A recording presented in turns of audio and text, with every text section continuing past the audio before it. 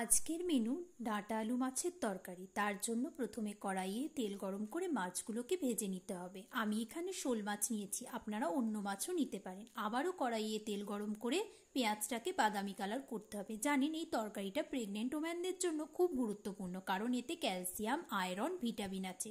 এছাড়াও আরও অনেক উপকারিতা আছে, যেগুলো জানতে হলে ভিডিওটাকে শেষ পর্যন্ত দেখতে হবে। বাদামি কালার হয়ে গেলে পেঁয়াজটা, তার মধ্যে একে একে ডাঁটা আলু দিয়ে নুন, হলুদ, লঙ্কা, জিরে, টমেটো দিয়ে ভালো করে তরকারিটাকে কষিয়ে নেবেন। জানেন যাদের হজমের সমস্যা আছে তারা এটা খেতে পারেন, হজমে সাহায্য করে এটা। ভালো করে তরকারিটাকে আরও মশলাগুলো দিয়ে ভালো করে কষিয়ে নেবেন। কষিয়ে নিয়ে বেশ 2-3 মিনিট মতো কষাবেন। কষানো হয়ে গেলে ওর মধ্যে একটু জল দিয়ে দেবেন।